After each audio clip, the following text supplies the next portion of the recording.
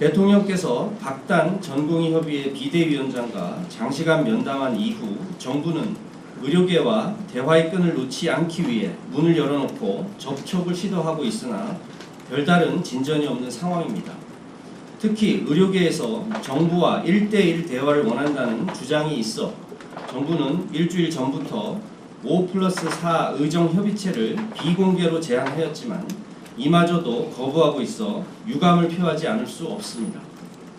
정부는 의정 갈등을 해결하기 위해 의협, 전공의, 의대생, 의대 교수 단체에 의료계 정부로만 구성된 협의체를 제안했지만 의료계는 원점 재논의만 주장하며 1대1 대화를 거부하고 있습니다.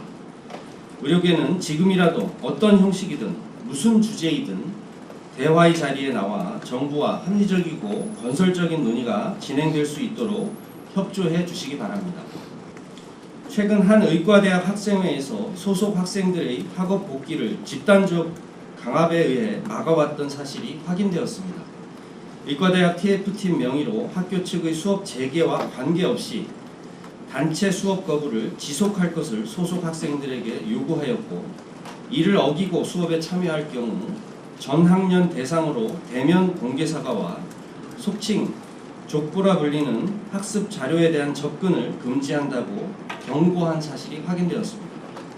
또한 대면 강의와 임상 실습뿐만 아니라 온라인 수업도 출결 현황을 인증하도록 해 수업 현장으로 돌아가려는 학생들을 방해하는 내용도 있었습니다.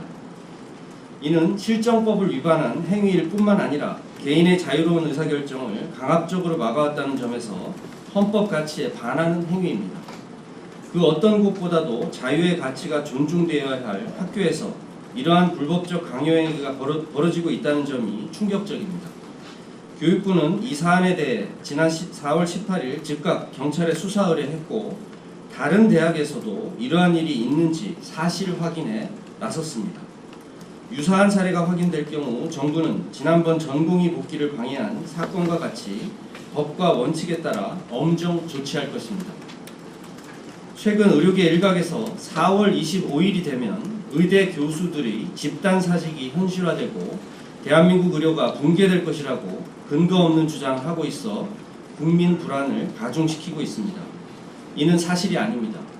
의대 교수들의 사직서 제출 여부와 그 형식, 사직의 사유, 고용계약 형태 등이 다양하기 때문에 일률적으로 사직의 효력이 발생한다고 볼 수 없습니다. 특히 집단행동은 사직의 사유가 될 수 없습니다.